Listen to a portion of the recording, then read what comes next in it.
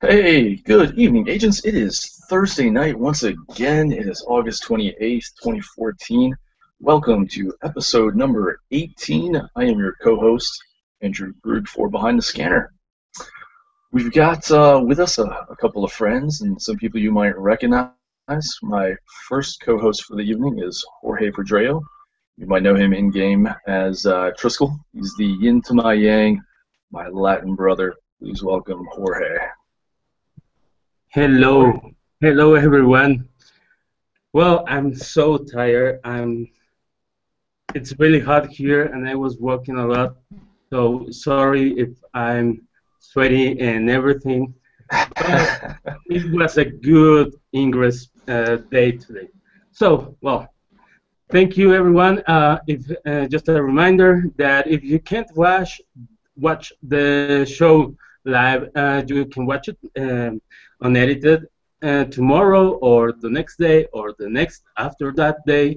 So you can go to our YouTube channel, that is youtube.com/behindthescanner. Last but definitely, okay, today my tongue is not so well, but here's my really love co-host and friend, it's Parker. Daphne. Hello, everyone. Thank you for coming back this evening. And tonight we have a special edition of Behind the Scanner.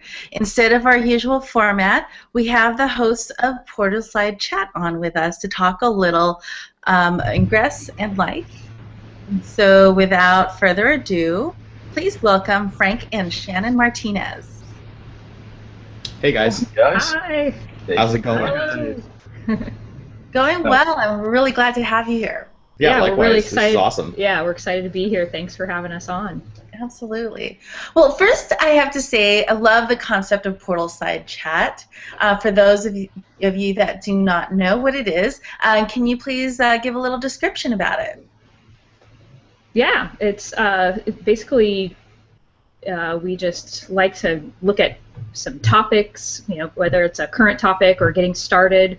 We started the podcast out really talking about how to get started with Ingress, and it was more, I think the concept really came about where I was learning how to play. Frank was teaching me, and we were like, I bet there are a few thousand other people who are going through the same thing. Right.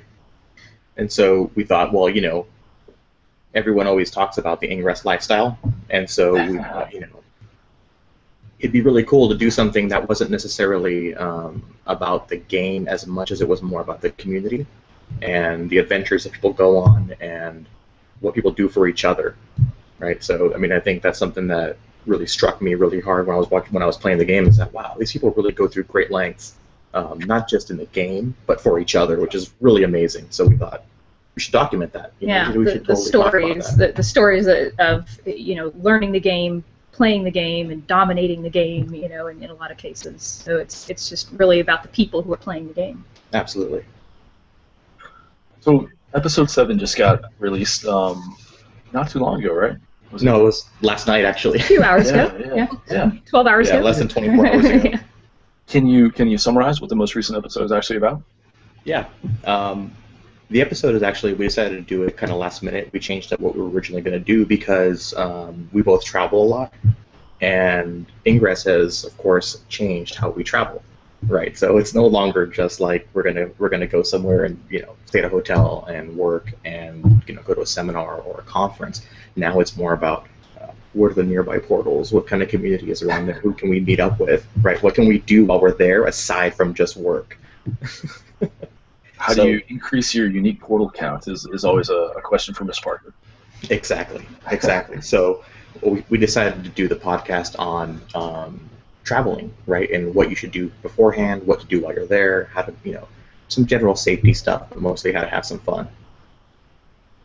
And then, of course, being on Behind the Scanner. Yeah, we had to mention that. Right. We appreciate that. Have you guys, how many strange random people's cars have you actually gone into at cities traveling around the country? Surprisingly, I haven't gone into any. Really? Yeah, it's really strange because I hear about it all the time. But people have actually come to me and sometimes I don't have a rental car because I'm usually just going taxi to the hotel and the conference and everything is at that hotel. So people tend to come to me for the most part, which has been pretty cool. I mean, I'm not complaining. Yeah. When I travel, I usually kind of run solo missions, I think, more than anything, just because I have a lot of time when I'm traveling, I'm going to the same place for work, and so I have an irregular work schedule, so whenever I get a chance, I'll try to run out and, knock some stuff over. Yeah, she'll do bombing runs. Yeah, so that's kind of fun. Totally. Well, Shannon, how does a girl from Nebraska who was on the speech team in high school end up in California? Well, they kind of kicked me out. No, I'm just kidding. No, I think I always knew that I was going to move to California. It was just a matter of when, and I think I may have put it off for 10 years too long. But I always knew I was gonna move out here, and I think the main reason was just job opportunities, and wanted to get out here and work in the outdoor bike industry. So that's really the main reason that I moved. I also have family out here, so I kind of followed my brother out. Oh, fun. Well, you talk about being in the bike industry, and I take it you're both pretty active people. Well, Frank, can you talk a little bit about your passion for cycling and working for the industry? Yeah, so for me it started about age, I want to say 15 or about age 15 or so. One of my best friends in high school wanted to go mountain biking, and of course I didn't have one, so I actually borrowed his sister's bike. And I went on my first mountain bike ride with one of my best friends, and I was hooked instantly. That was it. It was over. It was one ride. I was hooked, and it was everything I could do to find a way to get my dad to finance a mountain bike for me. Didn't work out so well because even back then they weren't very cheap. But eventually, through some hard work and a little bit of help, I got there. So I did that for a couple of years. Got really into it. When I was 18, I started working in a bike shop right out of high school. And I worked in the bike shop all through college until I got a job, I want to say 6 years later, for a major manufacturer in the bike industry. And I've been there ever since. I've been there now for about 10 years. So, I mean, the bike industry is very much part of my adult life and my career. So live, eat, and breathe the bike industry for the most part. That's how we met, too. That's also how we met, right, of course. Nice. Really? Well, but you try also on the rowing team in college, right, Shannon? How that it goes? Well, I was looking for a new sport, and I was also into biking. I was one of the few weird kids that would actually ride my bike to school every once in a while in high school, and I was in gymnastics like all through my whole life growing up, and then once I got to the college level, it was no longer an option. I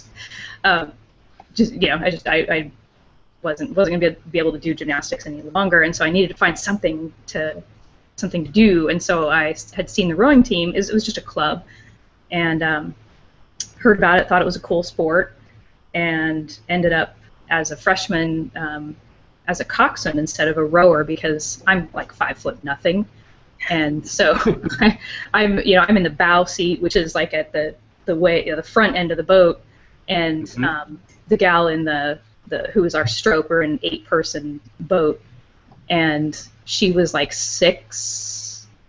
I think she was like 5'11" or 6 feet tall. I mean, she was solidly, pretty much a foot taller than me, and trying to match her stroke was not good. And we were a club, so we had boats that were not in the best shape, and so the bow seat actually, I don't know if anybody out there is a rower, I could only get a half stroke because the seat was broken, so I was hitting the end of the seat. So I'm not only am I short, I'm getting a half of a stroke, and it was not pretty. So I ended up being the coxswain, which is the person who sits in the stern and the other end of the boat, yelling at all the big people, telling them what to do. So it seemed kind of appropriate. Yeah, I understand. I row also in high school. Oh, great. Cool. Yeah, it is amazing. It's an incredible sport. There's nothing like it. There's really nothing like being in a boat. I row in the 4 and the 8, and I felt like a Viking. So Oh, yeah. rowing with the long I don't know how to say it, with the long tail. So we felt like Vikings every time we were practicing or in a competition. It's amazing. Yeah. Were you guys pillaging too? Sorry? That's a bad joke. I was saying if you guys were pillaging like Vikings, like raiding cities. Oh, no. Probably not. Probably not on the school team. But yeah, it's there's. I mean, I think as far as the teamwork, I mean, you see those cheesy posters in everybody's offices, but there is something to it. Getting you can literally feel people working together, and right. if you're not working together, you can feel it that that everybody's not swinging at the same same pace. Everybody's not catching together, and when they are, it's beautiful. I mean, it's really cool, and it's a great workout. Yeah, it's amazing. It's one of the top exercises out there. And I've never done it, so maybe I'll have to go out there sometime. Oh, you should. It's amazing. It's amazing to do it, and as Shannon said, if everything is at the same time with the same rhythm, it's amazing. You feel really like with power over the lake or wherever you are rowing. It's amazing. Yeah. It's even fun to watch. Every once in a while I take a morning walk along the Potomac River and I see the Georgetown team. Oh yeah. It's gorgeous, especially when it's misty morning and they're going. Wow. Yeah, so I admire you guys. I tried it in college and it just wasn't for me. So Shannon, and Jorge, I mean, good on you guys. But so, in addition to all this, Shannon, you told us that you've also wanted to be a race car driver when you grew up. I mean, I'm only 5 feet tall, so I have to grow up at some point, I guess. Okay. All right. So tell us about what kind of racing and why.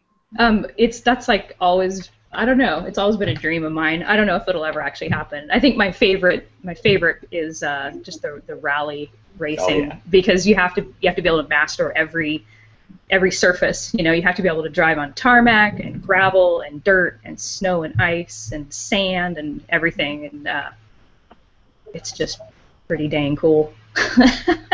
I think the other thing that I like about it is the way the rules are. I mean, you can have a support team. Before and after the race, but once you're out on the course, it's just you and your co-driver, and so anything goes wrong, you better know how to fix that. It's on you. You better. There's no support staff. And sometimes it's with the very limited tools that they'll let you carry, and other times, I think one of my favorites. Gosh, what was this? Was I don't know. It was probably 8 years ago, but and I can't remember what driver it was, but they literally had their windshield wipers broke, and it was rainy, misty, muddy, just conditions were bad, and they had to grab a stick and attach the stick to the wipers so that they could. Because even the stick was better than nothing. Right? Yeah, it's just having to use your creativity a little bit too. Yeah, so. Rally car driving is pretty awesome. Yeah, I'd love to do that someday. I don't know, we'll see. Have you been to any of the ones in Southern California, to the Baja or anything? No, Frank got to go to some of the Baja. I've been to the Baja 1000. Actually, I'll probably be going again this year to the Baja 1000. A bunch of buddies that we have go down there, and we stay for like 3 or 4 Wives are not days. invited. And yeah, it's a guys only kind of trip. But we have some fun, and yeah, those things are. I have a really cool video of those things coming probably within 10 feet of me, and we all scramble, and there's a big old F-bomb in the video. So loud. Because I thought for sure that this 1,000 horsepower 2-ton beast was going to run me over. But no, it's awesome. Going to a Baja 1000 is phenomenal. So, Shannon, if you become a driver, though, then he has no excuse. He's got to let the other wives come. So That's true. Yeah. Right. Yeah. Although they go to the Baja, and I'll be in the like the World Rally Circuit. So. Right. I like that. I like that. Yes, shooting big. Just for our viewers out there, just a reminder that we are planning on taking some viewer questions. So if you have a question for Frank or Shannon or both of them and want to know more about either themselves or the Portalside chat, feel free to submit a question using the Q&A app. We got that enabled for you. Okay, well, Frank, like many of our guests, you also have a passion for photography and art in general. How did you get started and why? So art started for me at a very young age. I want to say probably before I could even write. I used to carry around I can't remember the brand, but it's a Mexican brand of notebook. It was like an orange and like a weird pea green kind of color, but it was a bunch of blank pages. It's super weird, but I used to carry this notebook around with colored pencils, and I would draw on this thing like nonstop. I never liked coloring books. I just had blank paper. And then once I got older, I used to draw a lot of buildings on my own, and I always said I was going to be an architect, which is kind of funny. But so I started really young. So I think in the 3rd grade, I got enrolled in my first art school, which is an art elementary school, and I pretty much stayed in art-specific schools the rest of my life, right through junior high and high school and college and all that. So photography started for me in the 6th grade. With just one of those introductory photog classes that you take, and I was hooked at that point. I think at that age I entered a county fair, the Del Mar fair in San Diego County, and for my age group I won a black and white contest, and after that it was like I also had the competitive streak. So after that I was definitely hooked. Wow, very cool. So I've been doing it ever since, off and on. But yeah, it's a fun thing for me. Wow. So being an artist, how many tattoos do you have? You know what? I do get that question every once in a while, and surprisingly, not a one. Wow, interesting. Yeah, not a single one. Like this is tattoo-free family. Yeah, and I really don't have an urge to get one either. Like I don't know. I guess I just like expressing myself outwardly. not on myself personally. Makes sense. So, que sera, Shannon? What is your agent name, hint, and why did you pick it? Well, my agent name is Doris Day, and I picked it, I guess, primarily because I was getting some advice from Frank when I was setting up my account, and before I really started. I had sort of put a little bit of thought into what name I wanted to have. Unfortunately, that was already taken. So, Frank was advising me that, you do see it in comm a lot, and sometimes it's kind of funny to see, some people have something goofy or, aggressive or something, that shows up in comm. This person destroyed your resonator, and your portal's under attack by this person. Like the Emperor of the World took your portal at space, just captured.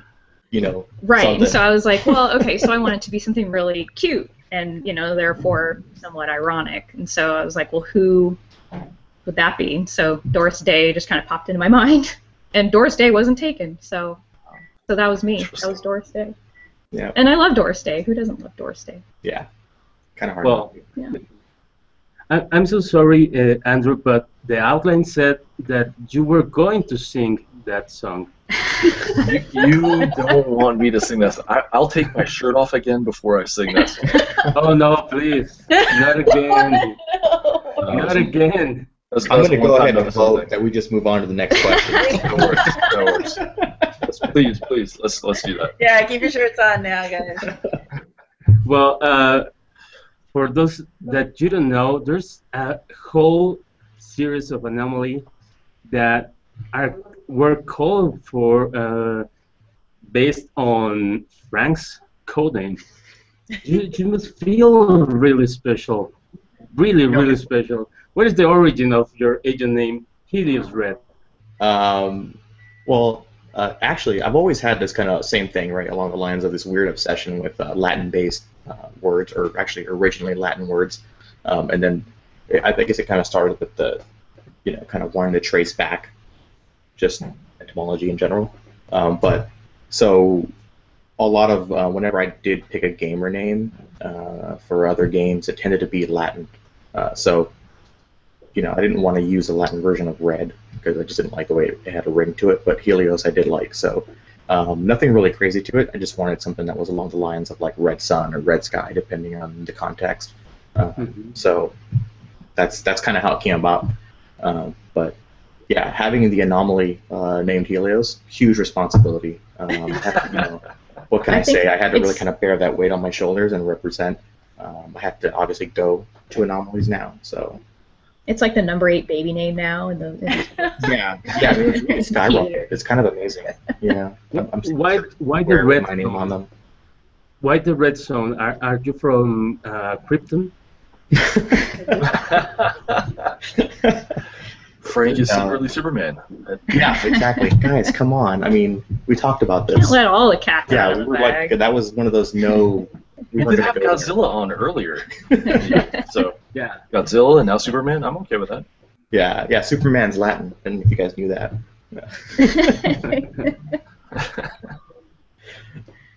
Yeah, no, it was just Red Sky. I mean, I guess I was feeling kind of grandiose and bigger than myself, so I figured, you know what, if I'm going to play this game, I want to rain fire, so I'm going to be a Red Sky.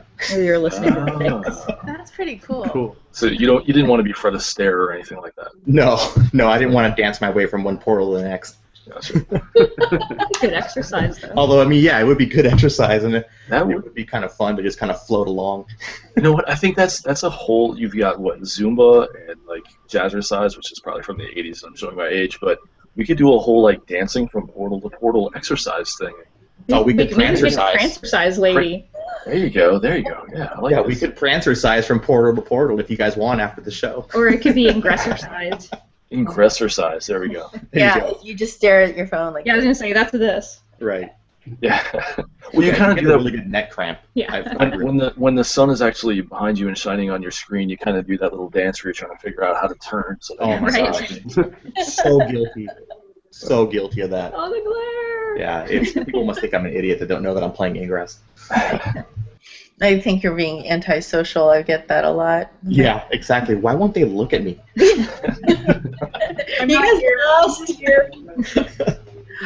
Yeah, that's too funny. But all right, so let's get back to talking about Portalside chat. Now, how do you select what topics you discuss weekly? I think part of it is we don't plan them like far in advance. We're not talking like we don't have a set list for like the next 3 weeks. And I think the advantage to that is that most of these topics are relevant in the moment, right? So we kind of get to see what's going on with Ingress and what the direction of the gameplay is going and the community, and then we can kind of target the show for that week based on what's kind of happening in the now. So Yeah, I think we usually try to have we'll have a few things kind of in mind and sort of queued up, but we don't put a hard schedule or a deadline to it a lot of the time because there have been a few times like when they opened up when they added the iOS app. Right. We sort of had a couple things queued up and we said, you know what, let's put that on next week and then let's talk about iOS. Well, the this funny week. thing is that when that announcement happened, I think it was like 6 o'clock in the evening for us here on the West Coast. Or it was in the evening or afternoon, and we knocked out that show that night. I mean, it was live by I want to say 8 or 9 o'clock. Yeah. And we had sort of been, noodling some ideas of what we would talk about whenever this mystical, magical time came. I mean, you guys know, right? It's like the worst kept rumor in Ingress history, right? It's been around for like a year. Yeah, that's true. Exactly. So we kind of knew with the buzz picking up that it was coming, but we didn't know when. And then when it hit, we're like, oh my gosh, grab the mic, grab the laptop. It's time to do it. We get the headphones. We got to do this now.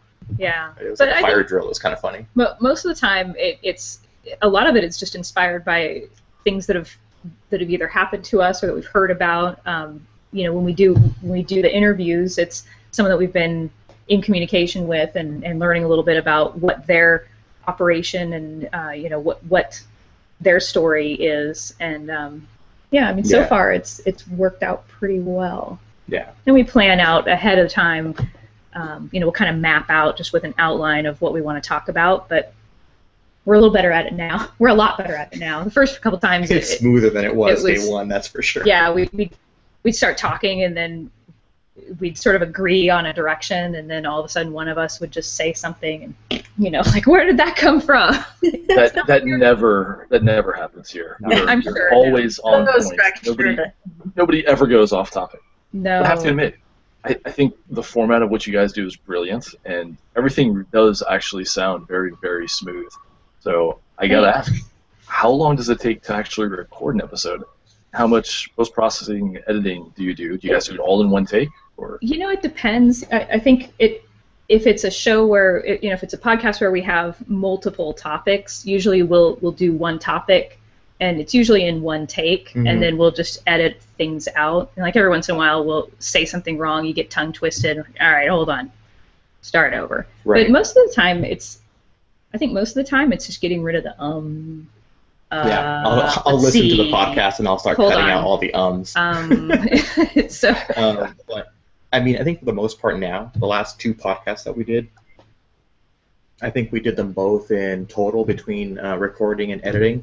I want to say we were done in about an hour and a half, 2 hours tops. I mean, we went through them pretty much first run. The really strange thing, I don't know why, but we struggle the most with the intro. How to say hello to people is a big problem for us, apparently. It is. I think it's like you don't want to seem overbearing, but then you also don't want to seem super aloof. Right. Yeah. You don't want to be that person that's just like all saccharine and, hi guys, welcome to the next. Yeah. Right. Yeah. And it is. It's really. Well, first off, you can't see your audience, so you can't gauge any reactions. So even if you try to be funny, you're only funny to yourself, which is really kind of awkward. So, what do you mean? I'm always funny. What? Yeah. Hilarious. The worst is when you didn't warm up your English after before starting the show. That's horrible. Yeah. I'm sure Jorge would like to be able to edit some of the tongue twists out, but I gotta say, for a guy whose English is second language, and for as fast as I talk and as fast as I change and type things on the fly, Jorge does an amazing job. Really does. I could not do the same in Spanish. So. Jorge, I'm telling you, we can do this in Spanish if you want. It's well. Spanish language episode. Bueno, entonces vamos a hacer la siguiente pregunta en español. Bueno. Y vamos a hablarla rapidísimo para que no entiendan nada. Para que no entiendan pero absolutamente nada. Pero no necesita hablar pues despacio, puedo comprender. Cervezas, por favor. That's about all I know. I'm sorry. Más cerveza, el baño. I can order. Está el sanitario. ¿Dónde está la biblioteca? Está el Juan ocupado. Keep it a little Spanish. Yeah, I don't know if you guys ever watched King of the Hill, but that's like one of my favorite lines. It's better just one person doing mistakes in one language. So let's go to English. And well, can you elaborate on the strange comic experience you had recently with the social storytelling and what happened? Oh yeah. So that was completely on a whim. Like that was the strangest thing that I think has happened to me on comm, where a random resistance agent tagged me and asked me where I was at the moment. And the reality was I was picking up dinner. I had called in a takeout order, and I was just walking in the door when I get the alert, and I look at my phone, and I was like, that's bizarre. Like, who are you? And what did it say? I don't remember off the top of my head. I have to look at it, but it basically said, what's your location? Where are you at this moment? And I said, being the smartass that I am, I couldn't just give it a real answer. I had to say, okay, well, if you're going to mess with me and I don't know you, then I'm going to have some fun. And so I forgot what I said, but something about being in orbit. Yeah, you're in orbit preparing for re-entry. Yeah, something about being in orbit preparing for re-entry. So I got distracted. It is super fancy. Yeah. And then other people started getting involved and started adding their own little tidbits to the story. And before I knew it, it was like this crazy, like, bring this, like, astronaut/soldier home. It was, it was bizarre, but it was hilarious. And there's really no reason or explanation of how or why it started. It was a total spontaneous story that just happened. Somewhat random. We had a bunch of resistance agents and a couple of enlightened chiming in from all over the world. Actually, I think I had someone from Australia that was also chiming in on the story. Okay. It was pretty cool. It was funny. Well. All right. Well, we'll bring in some random questions, if you don't mind, here from the audience. Sure. All right. So Carl Wood asks, he asks of you, Frank, but I think this would be a great question. I'm actually curious about from both of you, given your travels. What would be the most unusual portal you've ever hacked or captured? The most unusual portal. Oh, you know what? That'd probably have to be in Breckenridge. I was just there, and there was this like massive chair, and I'm not kidding you. It was like, I think the chair was like a good 9 feet tall, and it was out in the middle of nowhere, and it was just a random chair. I mean, it made no sense. Was there like a plaque or something? Yeah, it said like Snowmass Yeti or something like that. Oh, it's for the Yeti chills. It's for the Yeti chills. Yeah. But it was just random. What is this? And so, and that's one of those things that you discover because you just see this little like gray beacon on your scanner, and you're like, huh, what's over there? Right. Okay, let's check that out. And you start walking, and then you're like, okay, well that was the last building. Okay, I'm gonna keep walking. And I go, oh, well that's where the trail ends. Okay, well I'm gonna keep walking. You keep going, and you're like, there's a weird wooden chair right here. It's like 9 feet tall. I couldn't even get in it. Didn't have any steps or anything. I couldn't reach the bottom of the base, the seat of the chair, so I couldn't even get in it to get a selfie. It wasn't made for you. It was made for a Yeti. Yeah. I was kind of bummed that I couldn't get a selfie. But, yeah, it's probably better because the Yeti probably would have gotten a little jealous. Invading his territory. He would have tracked you down. Yeah. Those things would have smelled for miles. I can't even compete with that, so I don't. That's bizarre, right? Yeah, like, that's just weird. Who puts a chair in the middle of nowhere? Apparently someone else found it though because they made a portal out of it. Yeah. There's some random things around this area like that as well. So, but you, Shannon, you don't have nothing that you can't think of. Oh, I mean, not that weird. How about what's your weirdest experience by being out playing Ingress? We were out, and it was weird for me just because I wasn't playing the game yet. Yeah, it was really weird for Shannon because she wasn't playing Ingress yet, and I was. And so we would go out. This was sort of like part of my assimilation, part of the process of my recruitment and assimilation into this world. And so, Frank would go out, playing, and I was curious somewhat, and I guess a little confused as to what the heck this guy was trying to do. Like, you're playing this game, you're driving all over town, like, what are you talking about? So I'd go out with him, and so I would drive, and he would, he'd take care of business.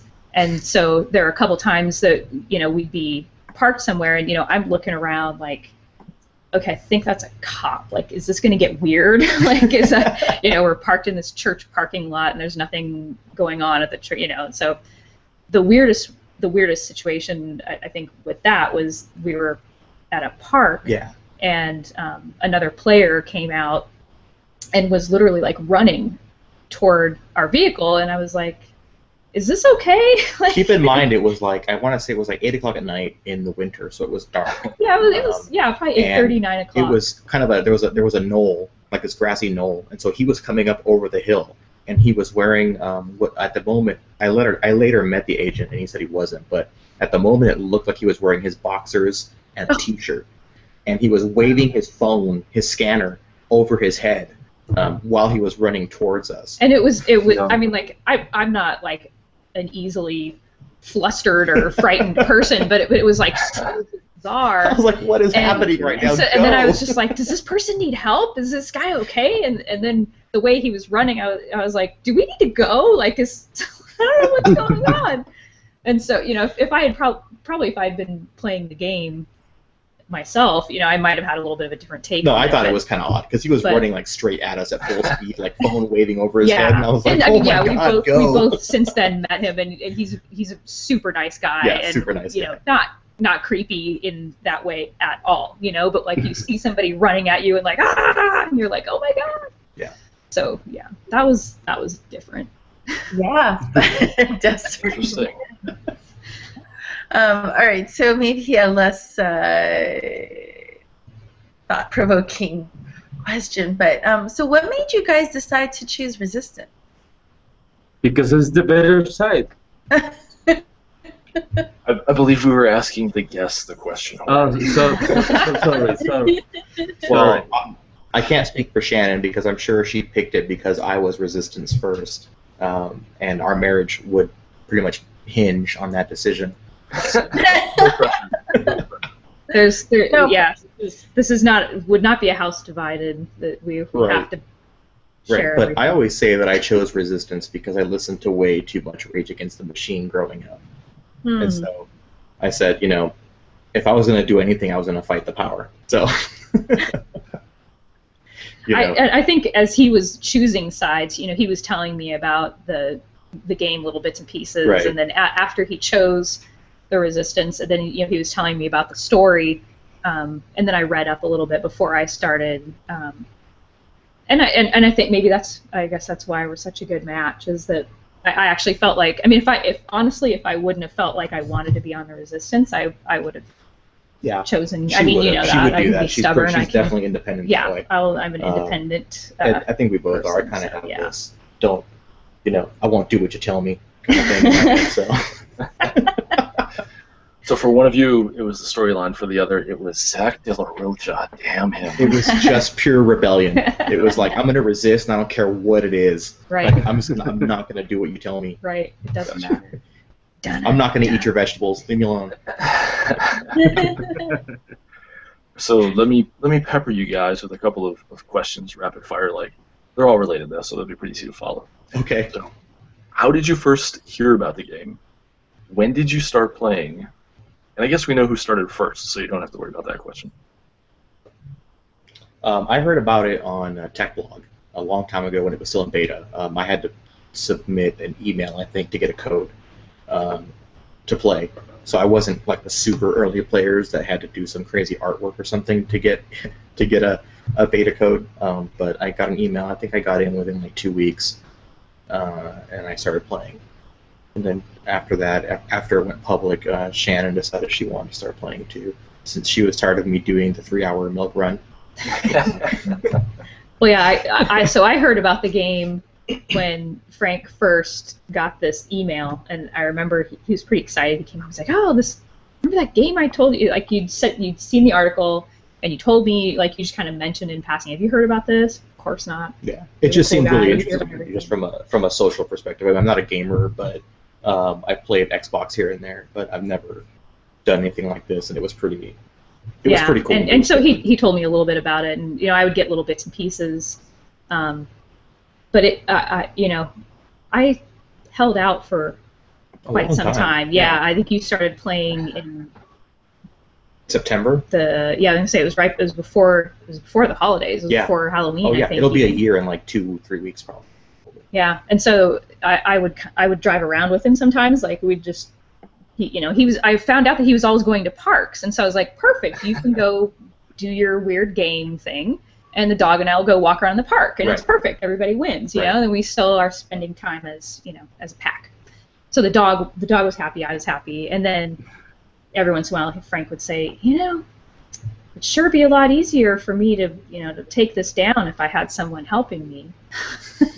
Sure, I could sure field this a lot faster if I had somebody helping me. So finally, in April of this year, I guess it was March. It was like the end of March I started playing. Wow.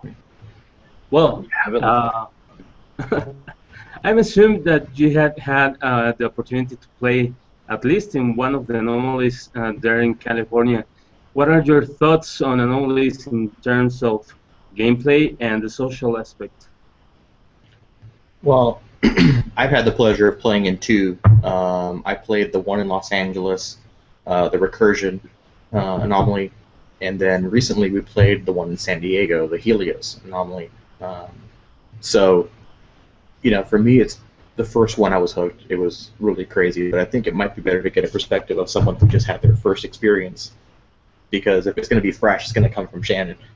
Yeah, I think my main takeaway from that was just being able to. I think at first it was not quite mayhem, but it was a little bit overwhelming, and I think as a new player and not a particularly skilled player, such as myself, just figuring out how to do things quickly and how to switch back and forth. So like we'd have a team and we'd start, everybody on this side was firing and everybody on this side was deploying, and then you'd have to change really quick, but the situation would change and you'd have to change your strategy on the fly. Right. Being able to just like have that muscle memory change really fast. Yeah, it really is kind of extreme ingress. Like it's like playing in your neighborhood, but like times 1,000. Yeah, right? it's you're just playing with it's a like bunch of speeding people up and, the video, and so you're just like trying to do everything really fast. It's like playing at like 1,000% speed, and like everything happens in fractions of a second instead of happening over 10-30 seconds. Yeah. And the cool thing was we did have quite a few people from our local group go. A lot of people were there that we knew. Yeah. So I think that aspect was pretty fun because you're obviously meeting new people and playing alongside some new friends and complete strangers in some cases. Pretty cool. But also having that team, people who this person is good with this and that person has. And then for you actually, the anomaly was actually held like a block away from the first portal that Shannon had ever hacked or deployed. Yeah, where I became Doris Day. That was like right in the middle of the map of where the San Diego anomaly was. And so we walked by and I was like, oh, that was my first portal. That's where she got started playing, was in San Diego. So it was kind of funny. Yeah, so memory lane. Yeah. Well, which of those, Helios or Recursion, was better, or which one is your favorite anomaly? I think for me, the Helios anomaly was my favorite, mostly because it was in San Diego. So that's my hometown. So yeah, it was good to go home and hang out and spend some time in a place where I grew up. So just a really fun event. It was a beautiful day. It was more fun because I was there. A ton of people. It was fun.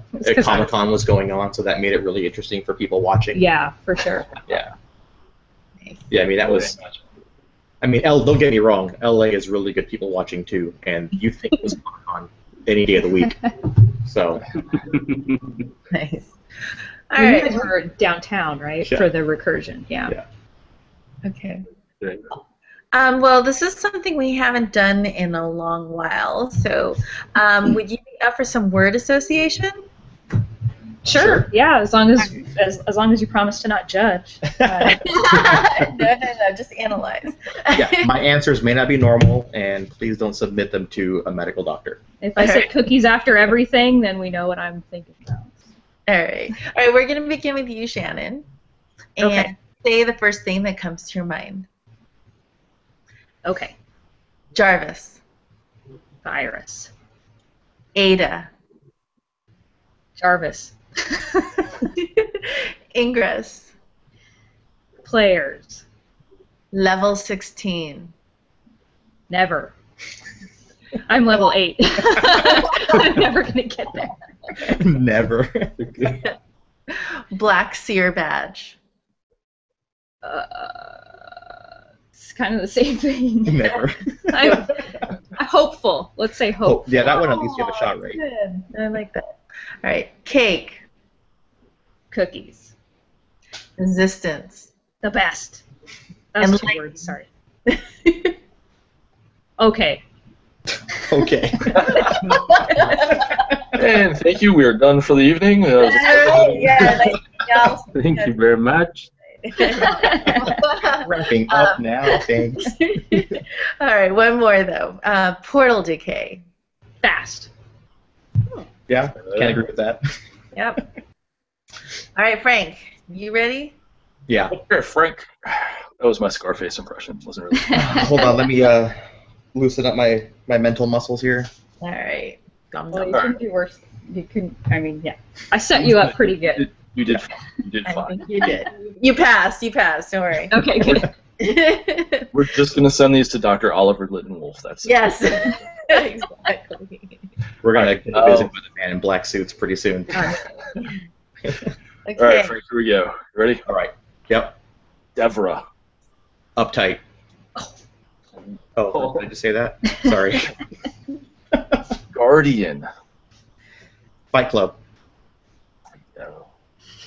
Very rare link amps. Very rare. Very apropos. Yeah. Anomalies. Giant party.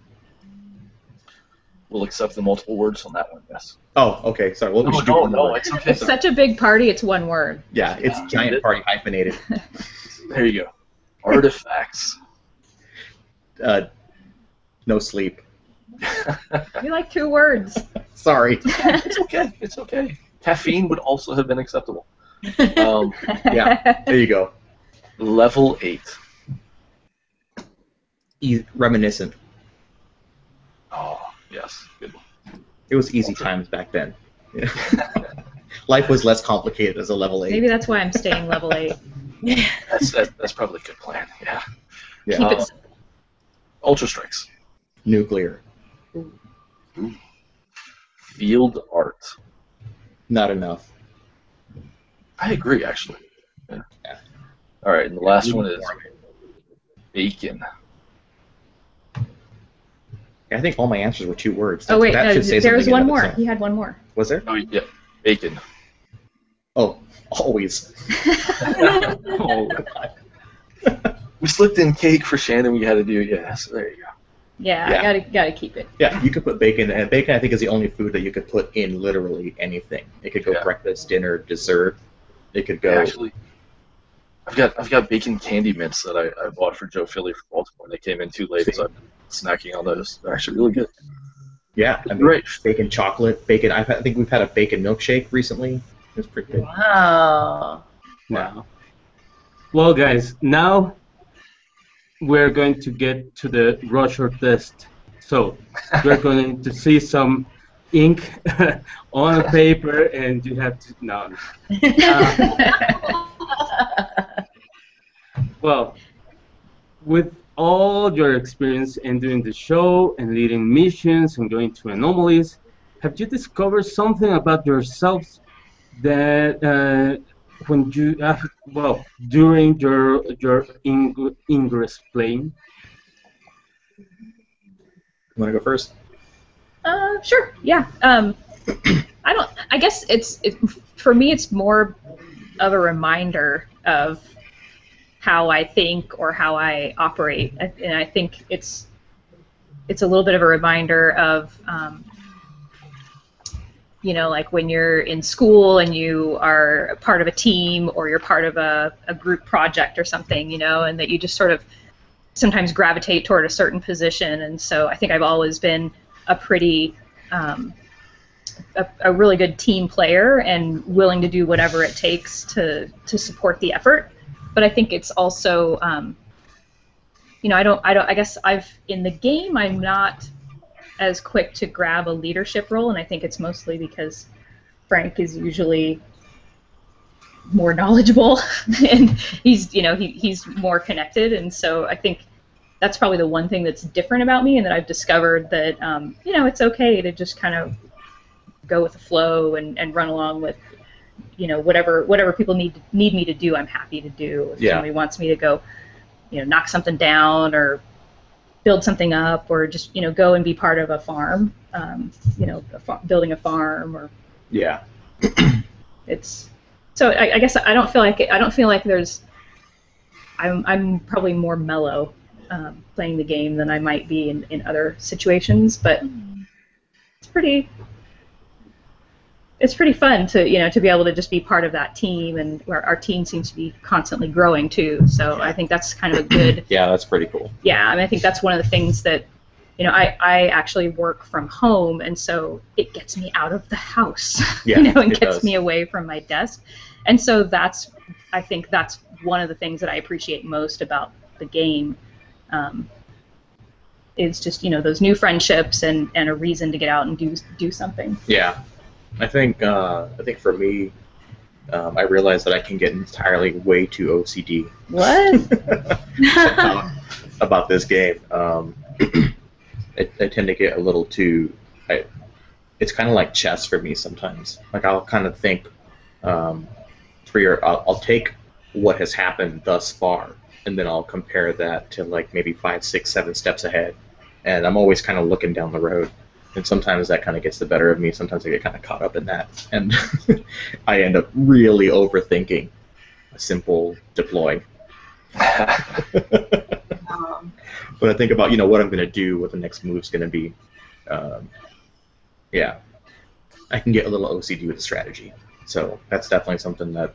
And I'm usually the one who's doing that, like not strategy, but like in real life, I'm the one who's like making spreadsheets of lists of spreadsheets, Right. Like I'm usually the one who is like the OCD one, obsessing over every little detail, and so it's kind of cool to see him doing that.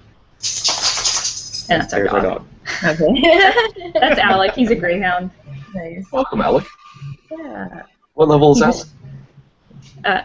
Well, Alec is 11. He came from a racetrack, and so he's in retirement, and he takes nothing but naps all day. So I think he just concluded nap number 12. Yeah. And he's settling in for nap number 13 now. Yeah. Excellent. Wow. Well, thank you, I guess, all three of you for joining us tonight on this special edition. It was our pleasure. Behind the Scanner. Actually, just one question, though, is how often do you record a Portalside chat, and how often should we be visiting your website? On average, it's about, I'd say, every 2 weeks. Okay. If something's happening, and if we've got a lot of, if we've got a couple interviews lined up, we'll sometimes go weekly. Right. Just like the last little chunk of time, we were both traveling, and so we had to go a little bit longer than 2 weeks. But I'd say on average, every 2 weeks, check us out. Yeah. No, understand. Mm-hmm. All right. Well, find out more about Frank and Shannon's podcast, or to listen to it, please go visit portalsidechat.com.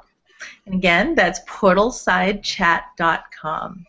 And thanks again, you guys. I really appreciate your time. Hey, Yeah, thanks thank for the you guys plug so there. much. It was a lot of fun. We had a great time. Yay. Thanks so much for having us. Thank you, guys. Well, if you know somebody that might be a good guest, please let us know. We've got a bit.ly form set up. You can go to bit.ly, that's bit.ly/BTS, we're behind the scanner, _guest. Again, that's bit.ly, bit.ly/BTS_guest. We do currently have 77 suggestions in there, so we appreciate you guys filling it out. We are slowly working our way through, and many of the people you suggested will be on in the coming weeks, so thank you. Well, and if you missed a part or the complete show, this amazing and fun show tonight, well, you can watch it on our YouTube channel. That is youtube.com/behindthescanner. youtube.com/behindthescanner. And also on the Meridian Project is Kelly Colton's weekly video hangout, also known as our happy hour. And that takes place on Tuesdays at 9 p.m. Eastern Standard Time. I'm sorry, it's daylight time right now. You can find information on that either at the Meridian Project or on Kelly's personal page. Well, thank you all for tuning to Behind the Scanner. We'll be back next Thursday night at 9 p.m. Thank you. Woohoo! Happy hacking. Bye-bye. Have a great